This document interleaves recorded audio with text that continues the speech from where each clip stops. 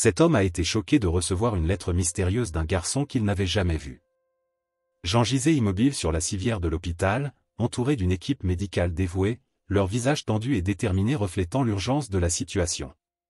Des machines bourdonnaient autour de lui, surveillant ses signes vitaux pendant que les médecins travaillaient sans relâche pour le stabiliser. Son corps fragile semblait un bateau à la dérive au milieu d'une tempête, luttant contre les vagues de l'adversité. Parmi les bruits assourdissants des machines, des voix humaines résonnaient, transmettant des commandes rapides et précises. « Nous avons besoin de plus de sérum », criait une infirmière, tandis qu'un médecin vérifiait les moniteurs, son regard sérieux reflétant la gravité de la situation. Pendant un moment, tout semblait suspendu dans le temps, chaque seconde une éternité alors que la vie de Jean pendait dangereusement dans la balance. Enfin, après des heures de travail acharné et de concentration intense, l'équipe médicale parvint à stabiliser Jean. Le soupir collectif de soulagement résonna dans la salle d'opération, les regards fatigués des médecins se croisant dans un moment de gratitude silencieuse. La chirurgie avait été un succès, et maintenant, commençait le voyage de récupération de Jean. Dans la salle de réveil, Jean se réveilla lentement, son esprit émergeant du brouillard de l'anesthésie. Sa vision encore floue s'ajustait à la douce lumière ambiante, et il ressentit un mélange de soulagement et de confusion en réalisant qu'il était en vie. La douleur lancinante dans son corps était un rappel constant de la bataille qu'il avait menée, mais aussi de la victoire qu'il avait remportée. Un médecin s'approcha de son lit, son visage bienveillant transmettant du réconfort et de l'espoir. « Comment te sens-tu, Jean ?» demanda-t-il, sa voix douce et rassurante. Jean respira profondément, sa voix encore faible lorsqu'il répondit, fatigué, mais reconnaissant d'être en vie. Alors que sa récupération progressait, Jean fut submergé par un mélange d'émotions. La gratitude envers l'équipe médicale qui avait sauvé sa vie, l'angoisse face à l'incertitude de l'avenir et la détermination à affronter les défis à venir. Chaque jour était une bataille, mais aussi une opportunité de reconstruire sa force et sa vie. Entre les moments de douleur et d'inconfort, il y avait aussi des moments de tendresse et de connexion. Les visites d'amis et de membres de la famille apportaient des paroles d'encouragement et des gestes de tendresse, rappelant à Jean qu'il n'était pas seul dans son voyage de récupération. Ses filles, Léa et Lucas, tenaient sa main avec fermeté, leurs yeux remplis d'amour et d'inquiétude. Au fil des semaines, Jean commença à ressentir les premiers signes d'amélioration. Sa force revenait progressivement, et il était impatient de reprendre sa vie normale. Chaque pas était une victoire, chaque petite réussite un rappel de sa résilience et de sa détermination. Enfin, vint le jour où Jean reçut son congé de l'hôpital. Alors qu'il disait au revoir à l'équipe médicale qu'il avait si bien soigné, il ressentit une vague de gratitude et d'humilité. Ils n'étaient pas seulement des professionnels compétents, mais aussi des amis et des alliés dans son voyage de récupération. En quittant l'hôpital, Jean regarda l'horizon avec un optimisme renouvelé. La route devant lui était longue et difficile, mais il était déterminé à la parcourir avec courage et détermination.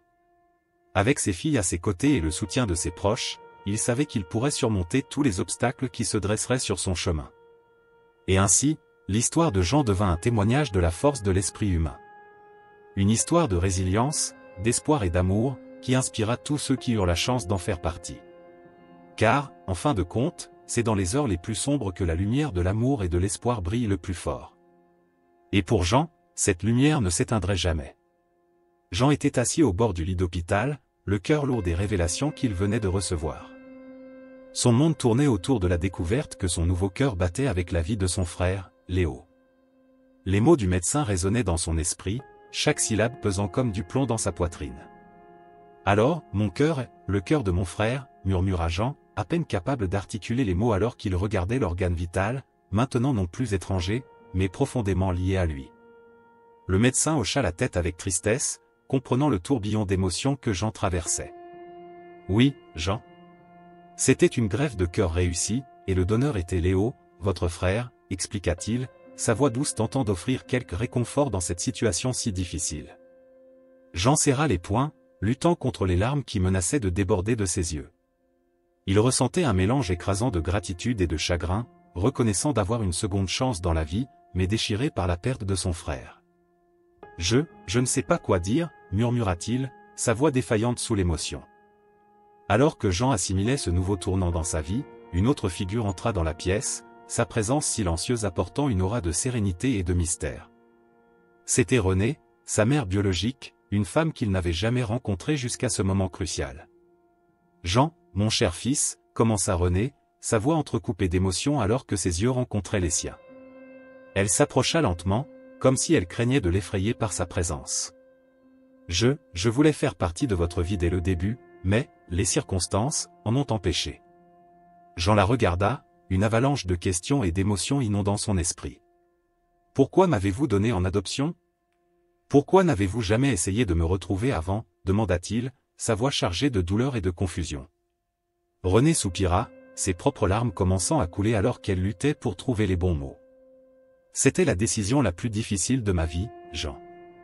Je n'avais pas les ressources pour vous élever à l'époque, et j'ai pensé que ce serait le mieux pour vous, pour nous deux, expliqua-t-elle, sa voix vacillant sous le poids des regrets.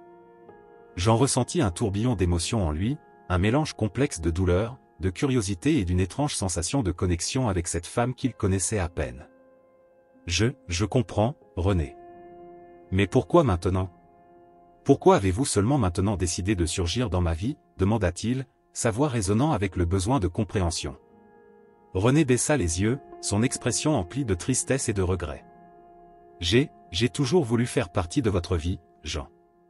Mais ce n'est qu'après avoir appris la greffe, à propos de votre cœur, que j'ai trouvé le courage d'affronter mon passé et de vous chercher, » admit-elle, ses paroles chargées de sincérité et de douleur. Jean la regarda, voyant la femme devant lui d'un nouvel œil. Malgré toutes les questions sans réponse et les peines du passé, il y avait en lui une partie qui désirait comprendre, qui désirait pardonner et aller de l'avant. « Je vous pardonne, René. Ce n'est pas facile, mais, tout le monde mérite une seconde chance, » dit-il, sa voix douce et emplie de compassion. Et ainsi, entre les larmes et les étreintes, Jean et René commencèrent à se reconnecter, à tisser les fils fragiles d'une relation brisée par le temps et la distance. Alors que le cœur de Léo continuait de battre dans la poitrine de Jean, un nouveau voyage de découverte et de pardon se déployait devant eux, un voyage qui les unirait d'une manière qu'ils n'auraient jamais pu imaginer.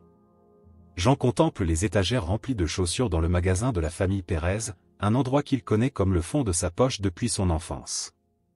En tant que fils adoptif dans cette famille, il est immergé dans le monde des chaussures, apprenant les secrets du commerce auprès de son père adoptif, Don Carlos, et absorbant la chaleur familiale qui imprègne chaque coin de l'établissement. Chaque paire de chaussures ici a une histoire, et Jean en connaît beaucoup par cœur, se rappelant des moments où il a aidé les clients à trouver la paire parfaite pour toute occasion. « Jean, mon fils, tu te débrouilles si bien ici dans le magasin. Je suis fier de toi, » dit Don Carlos, posant sa main sur l'épaule de Jean avec un sourire affectueux. Jean sourit en réponse, se sentant reconnaissant pour la reconnaissance de son père adoptif. « Merci, père. J'ai appris des meilleurs, » répondit-il, son cœur se remplissant de chaleur en pensant à la famille qu'il a accueillie et aimée depuis le moment où il a été adopté. Au fil des ans, Jean a trouvé non seulement un but dans le magasin de la famille Pérez, mais aussi l'amour de sa vie, Claire. Leur romance a fleuri dans les allées remplies de chaussures, chaque pas fait ensemble renforçant les liens qui les unissaient. « Claire, tu es ma lumière, mon refuge dans ce monde fou », murmura Jean, tenant la main de son amour alors qu'ils regardaient ensemble le coucher de soleil au-delà de la vitrine du magasin. Claire sourit, ses yeux brillants d'amour et de gratitude. « Et toi, mon cher Jean, tu es le fondement sur lequel nous construisons notre famille. Je suis éternellement reconnaissante de t'avoir à mes côtés, » répondit-elle, ses doigts entrelacés aux siens comme pour promettre de rester ensemble pour toujours. Et rester ensemble était exactement ce qu'ils ont fait lorsque leur fille, Léa, est venue au monde. Léa était la personnification de l'amour et de l'espoir, son rire remplissant la maison de joie et sa présence illuminant chaque coin de son énergie vibrante. « Nelly, tu es comme une deuxième mère pour Léa, et je ne sais pas ce que nous ferions sans toi, » dit Jean, regardant la mère de Claire avec gratitude alors qu'elle prenait soin affectueusement de Léa dans ses bras. Nelly sourit, caressant doucement le visage de Léa. « Oh, Jean, c'est un plaisir de prendre soin de cette petite perle. Elle apporte tellement de lumière dans nos vies, » répondit-elle, ses yeux rencontrant ceux de Jean dans une compréhension mutuelle de l'amour qu'ils partageaient pour Léa. Ainsi, la famille Pérez prospéra, unie par l'amour, le dévouement et la force des liens qui les unissaient. Le magasin de chaussures était plus qu'une entreprise, c'était un héritage, un témoignage du pouvoir de l'amour pour transformer des vies et unir des cœurs dans un voyage de bonheur partagé. Et au centre de ce voyage se trouvait Jean, un fils adoptif qui a trouvé non seulement une famille, mais un foyer où son cœur a finalement trouvé sa véritable place. Jean a affronté de graves problèmes cardiaques, ayant besoin de toute urgence d'une greffe.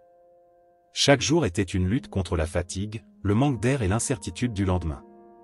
Il s'est accroché à l'espoir comme un naufragé s'accroche à un morceau de bois flottant dans l'océan vaste et impitoyable. Jean, mon cher fils, reste fort.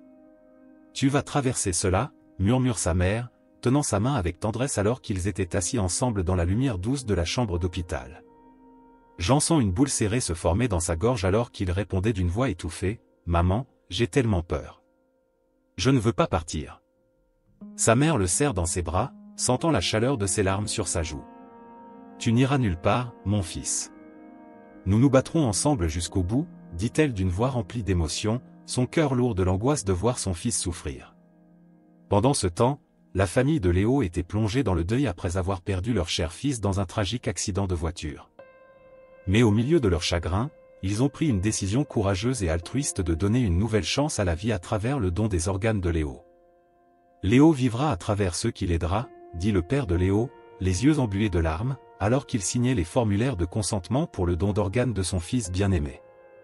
C'était une décision difficile, mais il savait que c'était ce que Léo aurait voulu. Son cœur, son foie, ses poumons, ces précieux dons seraient l'espoir pour d'autres familles confrontées à la même douleur déchirante de la maladie et de la perte. J'en étais pas au courant de la source miraculeuse de l'organe qui lui a été transplanté. Il ne savait rien du sacrifice de Léo, de la famille qui avait pris cette décision désintéressée pour lui sauver la vie. Mais alors que son cœur battait avec vigueur dans sa poitrine après la transplantation réussie, une gratitude immense remplissait son être, une gratitude envers l'âme inconnue qui lui avait offert une seconde chance. Je suis si reconnaissant pour cette opportunité de vivre, de respirer à nouveau, murmure Jean, une lueur d'émerveillement dans ses yeux alors qu'il regardait par la fenêtre de sa chambre d'hôpital, se demandant qui était l'ange anonyme qui lui avait donné ce cadeau précieux. Sa mère sourit, des larmes de joie dans ses yeux, sachant que son fils avait été béni par un miracle. « C'est une nouvelle chance pour toi, Jean. Prends-la et vis pleinement chaque instant, » dit-elle, sa voix tremblant d'émotion alors qu'elle contemplait le miracle de la vie se dérouler sous ses yeux. Ainsi, deux familles, liées par un destin entrelacé, avaient traversé des épreuves indescriptibles, mais avaient trouvé la force, le courage et l'amour pour surmonter chaque obstacle sur leur chemin. Et dans le don désintéressé d'un cœur battant, ils avaient découvert la beauté de l'espoir, de la générosité et de la grâce dans les moments les plus sombres de la vie. Renée inspira profondément, sentant le poids des mots qu'elle s'apprête à dire. Elle regarde Jean, son fils adoptif, avec un mélange de tendresse et de détermination. Il est temps de révéler la vérité qui a été gardée secrète pendant si longtemps, une vérité qui changerait leur vie pour toujours. Jean, mon cher, commença-t-elle, sa voix tremblant légèrement d'émotion, il y a une histoire que tu dois connaître. Elle s'assied dans son fauteuil, cherchant du réconfort dans le souvenir de son frère, Léo, dont le cœur bat maintenant dans la poitrine de Jean. C'est une histoire d'amour fraternel et de sacrifice, marquée par des tragédies et des luttes. Alors que Renée parle, les rayons du soleil de l'après-midi entrent par la fenêtre, peignant le visage de Jean de teinte dorée. Il écoute attentivement, son expression passant de l'admiration à la tristesse. Le cœur qui bat maintenant dans sa poitrine n'est pas seulement un organe vital, mais un lien tangible avec son passé et un héritage d'amour fraternel. Léo, murmure Jean, laissant le nom de son frère rouler doucement sur sa langue. Les souvenirs d'enfance commencent à se dérouler devant ses yeux, se mélangeant à la réalité présente d'une manière qu'il n'avait jamais imaginée. La révélation sur Isabelle, la femme de Léo, est un coup de poing dans l'estomac pour Jean. L'injustice pénètre son cœur, l'idée qu'une femme soit injustement condamnée pour des crimes qu'elle n'a pas commis. C'est une tragédie qui a déchiré une famille et laissé une plaie ouverte réclamant justice. Déterminé à découvrir la vérité et à rendre justice, Jean plonge dans les profondeurs de l'enquête, son visage sérieux reflétant sa détermination inflexible. Chaque pièce du puzzle révèle l'étendue de la corruption et de la tromperie perpétrée par Paul. Au fur et à mesure que les heures passent, le soleil se couche à l'horizon, projetant une lumière douce et dorée dans la pièce. Jean confronte Marco avec un regard ferme, sa voix résonnant avec autorité alors qu'il exige des réponses. En voyant Marco exposé devant tous, Jean ressent un mélange complexe d'émotions. Il y a un sentiment de justice en train de se faire, mais aussi une profonde tristesse pour les vies brisées par la tromperie et la cupidité.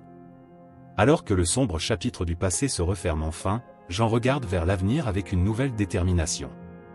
Il sait que la route à venir sera difficile, mais il est prêt à affronter chaque défi avec courage et intégrité. Il honorerait la mémoire de Léo en recherchant la justice pour ceux qui ont été lésés, et trouverait un moyen de guérir les blessures du passé pour construire un avenir plus juste et plus compatissant pour tous. Le cœur de Jean pesait comme du plomb alors qu'il tenait la lettre entre ses doigts tremblants. Les mots écrits à la main par Isabelle dansaient devant ses yeux, une mélange d'angoisse et de désespoir débordant des lignes griffonnées. Il pouvait sentir sa douleur, une mère dont le cœur était déchiré par l'injustice et le poids du monde. Avec un soupir lourd, Jean s'adossa à sa chaise, ses pensées plongeant dans les profondeurs de la tragédie qui ravageait la vie de Lucas. Il était difficile de croire que le jeune innocent était maintenant orphelin, faisant face à un avenir incertain sans l'amour et les soins de ses parents. La douleur de Lucas résonnait dans son propre âme, une mélodie triste qui résonnait dans chaque fibre de son être. « Comment pouvons-nous aider Lucas à trouver la paix au milieu d'une telle douleur ?» murmura Jean pour lui-même, ses paroles se perdant dans le silence vaste de la pièce. Il savait qu'il ne pouvait pas ramener les parents de Lucas, mais il était déterminé à tenir la promesse qu'il avait faite à Isabelle. Prendre soin de Lucas et le protéger de la cruauté du monde était devenu sa mission, une responsabilité qu'il avait acceptée avec toute la gravité. Avec un soupir résigné, Jean plia soigneusement la lettre et la glissa dans sa poche, près de son cœur. Il se leva de sa chaise, ses pas lourds résonnant sur le sol en bois alors qu'il se dirigeait vers la chambre où se trouvait Lucas. En entrant dans la pièce, son cœur se serra en voyant le garçon, dont les yeux portaient le poids d'une tristesse profonde et insaisissable. « Lucas, commença Jean, sa voix douce et réconfortante, je sais que les choses ont été difficiles pour toi ces derniers temps. Mais je veux que tu saches que je suis là pour toi, toujours. » Il s'approcha du garçon, s'agenouillant à ses côtés et l'enveloppant dans un câlin chaleureux. Lucas se recroquevilla un moment, mais ses bras se refermèrent ensuite autour de Jean avec force, cherchant du réconfort dans la présence de l'homme qui était désormais son seul havre de paix. Jean tint Lucas avec tendresse, sentant les larmes du garçon mouiller sa chemise. En silence, il se promit qu'il ferait tout en son pouvoir pour aider Lucas à trouver la lumière au bout du tunnel, pour le guider à travers les ombres de la perte et du désespoir vers un avenir plus radieux. « Tu n'es pas seul, Lucas, » murmura Jean, ses paroles chargées d'émotion. « Nous sommes ensemble dans cette épreuve, et ensemble, nous trouverons un moyen d'avancer. » Il tint Lucas plus près, son cœur lourd de la tristesse partagée du garçon. Mais même au plus profond de l'obscurité, il y avait une lueur d'espoir, une promesse que, avec amour et soutien, ils pourraient surmonter tout défi que la vie leur jetterait. Isabelle reposait silencieusement dans son lit d'hôpital, son visage pâle et serein contrastant avec l'agitation ambiante. Jean était à ses côtés, tenant sa main délicatement, pendant que les médecins et les infirmières s'affairaient dans une danse frénétique pour tenter de sauver sa vie. Le son des moniteurs cardiaques résonnait dans la pièce, une triste mélodie accompagnant les pensées tourmentées de Jean. « Tu vas bien, Isabelle » murmura Jean, ses paroles chargées d'espoir et de désespoir. « Je suis là avec toi. Ne t'inquiète pas. » Mais au fond de son cœur, il savait que ces paroles étaient plus une promesse vide qu'une garantie que tout irait bien. La maladie avait un pouvoir implacable, et Isabelle perdait la bataille contre elle. Alors que les heures s'écoulaient, la respiration d'Isabelle devenait de plus en plus faible, ses yeux perdant l'éclat qui avait autrefois illuminé le monde autour d'elle. Jean sentit un serrement au cœur en réalisant que le temps était compté, qu'il devrait bientôt affronter la cruelle réalité de perdre la femme qu'il aimait tant. Enfin, l'inévitable se produisit. Le son des moniteurs cessa et la chambre tomba dans le silence. Isabelle était partie, laissant un vide qu'il semblait impossible de combler. Jean ferma les yeux un instant, se permettant un bref moment de deuil avant de se lever et d'affronter les tâches qui l'attendaient maintenant. Le cœur lourd, Jean entreprit la difficile tâche d'organiser les funérailles d'Isabelle. Il voulait s'assurer qu'elle soit envoyée pour son repos éternel avec dignité et respect, honorant la femme qui avait été sa compagne de vie et d'amour. Chaque détail du service fut soigneusement planifié, des fleurs aux mots qui seraient prononcés en hommage à Isabelle. Pendant qu'il se consacrait à ces préparatifs, une nouvelle responsabilité pesait sur ses épaules, celle de prendre soin de Lucas. Jean savait qu'il devait dire la vérité au garçon sur ses parents, s'assurant qu'il ne soit pas trompé ou laissé dans l'obscurité sur son propre passé. C'était une conversation qu'il redoutait, mais qu'il savait essentielle pour le bien-être de Lucas. « Viens ici, Lucas » dit Jean d'une voix douce, appelant le garçon près de lui. Lucas s'approcha, ses yeux remplis d'un mélange de curiosité et d'appréhension. Il pouvait sentir la gravité de la situation dans l'air, même s'il ne comprenait pas complètement ce qui se passait. Assis ensemble, Jean prit la main de Lucas, rassemblant le courage de partager la vérité avec lui. Il lui parla de ses parents, Léo et Isabelle, expliquant comment ils étaient décédés dans un accident tragique. Il expliqua qu'Isabelle avait été une femme incroyable, pleine d'amour et de bonté, et qu'elle lui avait confié la responsabilité de prendre soin de Lucas. Lucas écouta en silence, absorbant les paroles de Jean avec une expression sérieuse sur son visage. Il traitait une avalanche d'émotions, de la tristesse à la perte de ses parents à la confusion sur son avenir incertain. Mais malgré tout, il y avait une lueur d'espoir dans les yeux de Lucas, une fois qu'il pourrait trouver un foyer et une famille même au milieu de l'obscurité de la perte. Alors que la conversation touchait à sa fin, Jean enveloppa Lucas dans un câlin chaleureux, lui promettant qu'il ne serait jamais seul, qu'il ferait désormais partie de la famille. Et malgré les larmes qu'ils versaient tous les deux, il y avait un sentiment de paix et d'acceptation entre eux, une compréhension mutuelle qu'ensemble, ils pourraient affronter tous les défis que la vie leur apporterait. La perte d'Isabelle plongea Jean dans une profonde tristesse, une blessure qui semblait ne pas guérir. Pourtant, même au milieu de la douleur, une nouvelle lumière commençait à briller dans l'obscurité. C'était Renée, sa mère biologique qu'il avait récemment rencontrée, et ensemble, ils se sont unis pour prendre soin de Lucas, le fils d'Isabelle. L'union entre eux était comme un baume pour l'âme de Jean, apportant non seulement un sens renouvelé de but, mais aussi la promesse d'un avenir rempli d'amour et de soutien. Dans le petit espace confortable du salon, Jean et Renée étaient assis côte à côte, leurs expressions marquées par un mélange de tristesse et de détermination. « Nous devons être forts pour Lucas, » dit Renée, sa voix douce résonnant dans la pièce. « Il a besoin de nous maintenant plus que jamais. » Jean acquiesça, sentant le poids de la responsabilité peser sur ses épaules, mais aussi un sentiment de gratitude de ne pas être seul dans ce voyage. Avec Renée à ses côtés, il se sentait plus fort, plus capable de relever les défis à venir. Au fil des jours, Jean réalisait que, malgré les difficultés et les révélations douloureuses qui avaient jalonné son chemin, sa famille était enfin complète. Chaque moment partagé avec Lucas était un rappel vivant de l'amour indéfectible qui les unissait. Un après-midi ensoleillé, Jean et Lucas étaient assis dans le jardin arrière, regardant les nuages passer dans le ciel bleu. « Tu sais, Lucas, » commença Jean, choisissant ses mots avec soin, « tu fais partie de notre famille maintenant. Et nous voulons que tu saches que nous serons toujours là pour toi. » Lucas regarda Jean avec des yeux emplis de gratitude et une légèreté qui semblait auparavant lointaine. « Merci, oncle Jean, » murmura-t-il, sa voix chargée d'émotion. « Je n'ai jamais eu de vraie famille avant. » Ces mots touchèrent le cœur de Jean, renforçant sa détermination à s'assurer que Lucas se sent aimé et protégé dans son nouveau foyer.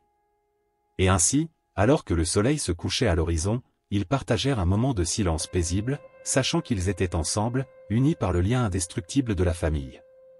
Au fil des semaines devenant des mois, Jean vit la résilience de sa famille grandir chaque jour. Renée et Lucas s'adaptaient à la vie ensemble, trouvant du réconfort et du soutien l'un dans l'autre au milieu des tourments de la vie. Et puis, un après-midi d'automne, alors que le vent soufflait doucement à travers les feuilles dorées des arbres, Jean regarda le visage serein de Renée et sut, avec une certitude inébranlable, que sa famille était complète. Avec un sourire aux lèvres et un cœur rempli de gratitude, il accueillit l'avenir à bras ouverts, prêt à affronter tout défi que la vie leur réservait. Car au bout du compte, il savait que tant qu'ils étaient ensemble, ils pouvaient surmonter tous les obstacles qui se dressaient sur leur chemin. Après les funérailles lugubres et solennelles d'Isabelle, Jean se sentit submergé par un mélange de sentiments complexes. Alors qu'il se tenait près de la tombe, regardant les fleurs fraîches être délicatement disposées sur la tombe, une détermination silencieuse commença à germer en lui. La perte était encore fraîche dans son esprit, mais avec elle venait la responsabilité qu'il ressentait envers Lucas, le jeune neveu désormais orphelin. Une semaine s'était écoulée depuis les funérailles, et Jean se retrouvait en train de conduire jusqu'à la maison de Nadine pour chercher Léa, sa fille. Le soleil du matin peignait le ciel de teintes dorées alors qu'il suivait son chemin, son esprit immergé dans des pensées sur ce qui allait arriver à sa famille. En arrivant à la maison où tant de souvenirs heureux avaient été construits, il fut accueilli par la chaleureuse salutation de Nadine, dont les yeux exprimaient compréhension et sympathie. « Léa » appela Jean avec un mélange de soulagement et d'anticipation. Léa, avec les cheveux en désordre mais un sourire chaleureux, courut dans les bras de son père, l'embrassant avec force. « Papa, tu m'as tellement manqué » murmura-t-elle, l'émotion transparaissant dans sa voix. « Comment vas-tu » Jean tint sa fille dans ses bras, se sentant reconnaissant de l'avoir avec lui. « Je vais bien, ma chérie » répondit-il sincèrement, ses yeux reflétant un mélange de détermination et d'amour. Mais il y a quelque chose d'important dont nous devons discuter. » Assis ensemble dans le confort du canapé, Jean partagea avec Léa ses projets d'amener Lucas vivre avec eux. Il expliqua le désir d'Isabelle de garantir le bien-être de Lucas et sa propre responsabilité de tenir cette promesse. Léa écouta attentivement, absorbant chaque mot avec un mélange de surprise et de compréhension. « Papa, je comprends, » dit Léa, sa voix douce reflétant son acceptation et son soutien. « Si c'est ce que tu penses que nous devons faire, alors je suis à tes côtés. Lucas fait partie de notre famille et nous serons là pour lui. » Les paroles de Léa apportèrent une chaleur réconfortante au cœur de Jean, renouvelant sa détermination et son courage. Avec un sourire de gratitude, il embrassa sa fille une fois de plus, se sentant renforcé par l'unité et le soutien de sa famille. Alors que le soleil continuait de monter dans le ciel, projetant une lumière douce sur eux, Jean se sentit revigoré et plein d'espoir pour l'avenir. Avec Léa à ses côtés, il savait qu'il pouvait affronter n'importe quel défi qui se présenterait. Ensemble, ils étaient prêts à accueillir Lucas dans leur foyer, prêts pour les défis et les joies qui les attendaient dans le prochain chapitre de leur vie. Le voyage d'adaptation de Lucas et Léa a commencé comme une danse délicate entre deux âmes curieuses. Dans le salon, les rayons dorés du soleil de l'après-midi filtraient à travers les rideaux, peignant la pièce d'une aura chaleureuse et accueillante. Des jouets colorés étaient dispersés sur le tapis moelleux, chacun racontant sa propre histoire d'aventure et de divertissement. Léa, avec ses boucles dorées dansant autour de son visage, était impatiente de montrer à Lucas son monde merveilleux de jeux. Elle a pris un ours en peluche, dont les yeux brillants semblaient inviter à une étreinte réconfortante. « Regarde, Lucas, » dit Léa avec des yeux pétillants, « c'est mon ami en peluche. Il s'appelle Whisker et adore raconter des histoires le soir. » Lucas observait l'ours avec un mélange de fascination et de prudence, ses yeux sombres analysant chaque détail avec curiosité. « Il a l'air vraiment cool, » répondit Lucas timidement, sa voix douce résonnant dans la pièce. Jean observait l'interaction entre les enfants avec un sourire affectueux, son cœur rempli d'espoir pour ce qui allait suivre. Il savait que le chemin à venir serait difficile pour Lucas, mais il croyait aussi au pouvoir de l'amour et de la patience pour guérir les blessures du cœur. Pendant ce temps, Renée, la grand-mère aimante de Lucas, ressentait un mélange d'émotions en considérant la proposition de Jean. Assise à la table de la cuisine, une tasse de thé fumant entre les mains, elle plongea dans ses pensées. « Tu penses vraiment que je peux aider, Jean ?» demanda Renée, sa voix douce chargée d'humilité. Jean s'approcha d'elle avec tendresse, une expression de gratitude dans les yeux. « Absolument, Renée, » répondit-il avec sincérité, posant une main réconfortante sur son épaule. « Ta présence et ta sagesse seraient inestimables pour nous tous. Et les enfants adoreraient avoir leur grand-mère près d'eux. » Un sourire doux se dessina sur les lèvres de Renée, la remplissant d'une sensation de chaleur et de but. Elle aimait Lucas et Léa de tout son être et la possibilité d'être plus impliquée dans leur vie était un cadeau inestimable. « Alors, j'accepte ton offre, Jean, » dit-elle avec détermination, « je suis impatiente d'aider autant que possible. » Pendant que le soleil se couchait lentement à l'horizon, teintant le ciel de nuances d'orange et de rose, un sentiment de paix et d'harmonie enveloppait la maison. C'était le début d'un nouveau voyage pour Jean, Léa, Lucas et Renée. Ensemble, ils affronteraient les défis et célébreraient les joies de la vie de famille, guidés par l'amour et l'espoir d'un avenir radieux. Sous les rayons du soleil qui inondaient la pièce, créant une atmosphère chaleureuse et réconfortante, Jean et Renée partageaient des moments précieux de complicité autour de la table basse. L'arôme du café fraîchement préparé flottait dans l'air, doux et familier, les enveloppant dans une atmosphère de tranquillité. « Renée, ta présence ici signifie beaucoup pour nous, » exprima Jean, sa voix débordant de gratitude. « Avec toi à nos côtés, je suis sûr que nous serons capables d'offrir un foyer chaleureux et aimant à Lucas et Léa. » Le doux sourire aux lèvres de Renée reflétait la sérénité qui habitait son cœur. « Jean, tu m'as fait me sentir partie de cette famille dès l'instant où j'ai franchi la porte, » répondit-elle avec sincérité. « Je suis impatiente de contribuer et de créer des souvenirs précieux avec vous tous. » Alors que la conversation se déroulait paisiblement, Jean remarquait l'impatience anxieuse dans les yeux de Lucas et Léa, qui avaient du mal à contenir leur curiosité et leur attente. Avec une lueur espiègle dans les yeux, il se leva et disparut brièvement, revenant avec 2 boîtes enveloppées dans du papier cadeau. « Surprise !» annonça Jean, déposant les boîtes devant les enfants avec un geste théâtral. « Je pense qu'il est temps de s'amuser un peu. Que diriez-vous d'une journée au parc ?» Les yeux de Lucas s'écarquillèrent de surprise, tandis que Léa poussait un cri d'excitation, leur cœur dansant au rythme de l'anticipation. Des patins, s'exclama Léa, les yeux brillants d'excitation. Je n'ai jamais patiné auparavant. Jean acquiesça avec un sourire chaleureux. Aujourd'hui est le jour parfait pour commencer, déclara-t-il, ses yeux rayonnant de tendresse en observant l'excitation des enfants. Créons ensemble des souvenirs inoubliables. Alors que les enfants déballaient les cadeaux avec enthousiasme, René observait avec une lueur d'admiration dans les yeux, émerveillé par la pureté et la joie qui émanaient de cette scène. C'était un rappel puissant que, malgré les difficultés et les défis de la vie, l'amour et l'unité familiale avaient le pouvoir de transformer les moments les plus simples en souvenirs précieux. Les patins ajustés et les cœurs débordants d'attente, la petite famille se dirigea vers le parc, prête à se lancer dans un voyage rempli d'aventures et de découvertes. Et ainsi, sous la chaude lumière du soleil couchant, ils se sont étreints au présent et à l'avenir, unis par le lien indissoluble de l'amour et de l'amitié familiale.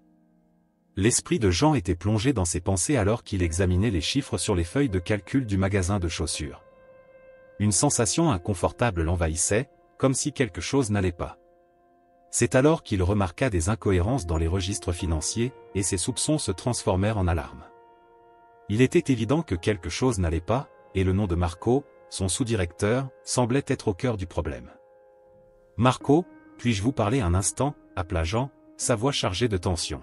« Nous devons discuter de ces chiffres. » Quelque chose cloche. Marco leva les yeux, une expression de surprise traversant son visage avant de se transformer en une façade soigneusement construite d'innocence. « Bien sûr, Jean. Je suis à votre disposition, » répondit-il, sa voix sonnant un peu tendue. Au fur et à mesure que la conversation avançait, Jean remarquait les réponses évasives de Marco et la façon dont il évitait son regard pénétrant. Il était évident que quelque chose était caché, et Jean sentait une colère bouillonnante monter en lui. Ce n'était pas seulement une question de comptabilité mal faite, il y avait quelque chose de plus sombre et de plus sinistre qui se déroulait en coulisses. Décidé à découvrir la vérité, Jean demanda l'aide de Christophe, un ami proche et avocat fiable. Ensemble, ils passèrent en revue minutieusement les registres de l'entreprise, rassemblant des preuves irréfutables qui pointaient vers des activités criminelles commises par Marco. « C'est sérieux, Jean, » déclara Christophe, son ton sérieux résonnant dans le bureau. « Avec ces preuves, nous pouvons exposer Marco à la justice et nous assurer qu'il soit tenu responsable de ses crimes. » Le cœur de Jean tambourinait dans sa poitrine alors qu'il contemplait ce qu'il allait faire. L'idée de confronter Marco était effrayante, mais il savait qu'il ne pouvait pas rester les bras croisés alors que son entreprise et sa famille étaient en danger. Avec une détermination renouvelée, Jean hocha la tête, prêt à affronter ce qui allait suivre. La confrontation avec Marco fut intense et émouvante, chaque mot chargé de tension et d'urgence. Mais à mesure que les preuves étaient présentées, la façade d'innocence de Marco commençait à s'effondrer, révélant la véritable ampleur de ses actions corrompues. À la fin, il n'y avait plus d'échappatoire, et Marco fut emmené en garde à vue, condamné pour les crimes qu'il avait commis. Cependant, la joie de la victoire fut momentanément éclipsée par une tragédie presque fatale. Alors qu'il jouait près d'un lac voisin, Léa, la fille de Jean, glissa et tomba dans l'eau profonde. Le désespoir envahit Jean alors qu'il se précipitait vers le sauvetage, son cœur se figeant de peur. « Léa » cria Jean, sa voix résonnant dans l'air alors qu'il plongeait dans l'eau froide. Ses poumons brûlaient de manque d'air alors qu'il nageait vers sa fille, son esprit envahi par la panique. Mais avant que Jean ne puisse l'atteindre, une main ferme la tira vers la surface, révélant Lucas, le neveu courageux qui s'était lancé dans le lac pour la sauver. Le soulagement submergea Jean lorsqu'il prit Léa dans ses bras, ses yeux embués de larmes de gratitude et de soulagement. « Merci, Lucas » murmura Jean, sa voix tremblante d'émotion alors qu'il les serrait tous les deux dans ses bras. « Merci d'avoir sauvé ma fille. » Lucas ne fit que sourire timidement, son expression modeste contrastant avec la bravoure qu'il venait de montrer. C'était un moment que Jean n'oublierait jamais, un témoignage de la force de la famille et du pouvoir de l'amour qui les unissait, même dans les moments les plus sombres. Le soleil se levait majestueux sur le parc, baignant tout de sa lumière dorée et conférant une atmosphère de sérénité à la matinée. Jean observait, avec un sourire serein, ses enfants courir sur la pelouse verdoyante, se sentant reconnaissants pour l'occasion de partager ce moment avec eux et pour la perspective d'une nouvelle amitié qui semblait s'épanouir devant ses yeux. « Je suis vraiment content que vous ayez accepté l'invitation de nous accompagner aujourd'hui, Dr Garcia » exprima Jean, adressant à la médecin un sourire chaleureux. « Cet endroit a une signification spéciale pour nous. » Alma lui rendit le sourire, ses yeux étincelants de joie authentique. Le plaisir est pour moi, Jean. C'est charmant de voir à quel point vos enfants sont adorables et bien élevés. Pendant qu'ils parlaient, Léa et Lucas jouaient insouciants autour d'eux, profitant de la liberté et de la splendeur que le parc offrait. À chaque rire enfantin, à chaque facétie, le cœur de Jean débordait de joie et de gratitude. À leur côté, Taco, l'adorable chien d'Alma, courait après les enfants, sa langue pendante tandis qu'il remuait la queue avec vigueur. Nous voici donc, profitant d'une journée parfaite au parc, commenta Jean, son regard parcourant le paysage avec un mélange d'admiration et de gratitude. Il est difficile d'imaginer quelque chose de plus merveilleux que cela. Léa, toujours perspicace, remarqua la main du docteur Garcia et demanda innocemment, « Pourquoi vous ne portez pas de bague comme papa, docteur Garcia ?» La question simple de sa fille prit Jean par surprise, mais Alma rit doucement, ses yeux révélant une histoire qui n'avait pas encore été racontée en entier. Parfois, Léa, les choses ne sont pas aussi simples qu'elles en ont l'air. Toutes les histoires d'amour n'ont pas de fin heureuse. Les mots d'Alma résonnaient dans les oreilles de Jean, éveillant en lui une curiosité latente sur les chemins que la vie de cette femme avait parcourus. Une vague de compassion et d'empathie l'envahit, le faisant voir Alma sous un jour nouveau, au-delà des limites d'une simple amitié. Alors qu'ils avançaient dans le parc, Jean ressentait une sensation de légèreté et d'espoir grandir en lui. Peut-être y avait-il place pour un nouveau départ, une opportunité de trouver l'amour et le bonheur qu'il désirait tant. « Merci pour aujourd'hui, Alma » exprima Jean, son cœur battant avec une intensité inhabituelle. « C'était vraiment spécial de vous avoir ici avec nous. » Alma sourit, un éclat de complicité dans les yeux. « Le plaisir était pour moi, Jean. J'espère que nous pourrons répéter cette expérience bientôt. » Alors qu'il se disait au revoir, Jean se sentit rempli d'un sentiment d'optimisme renouvelé. Peut-être que le parc était plus qu'un simple lieu de récréation, peut-être était-il un endroit où de nouveaux départs et des promesses d'amour pourraient fleurir sous la lumière du soleil.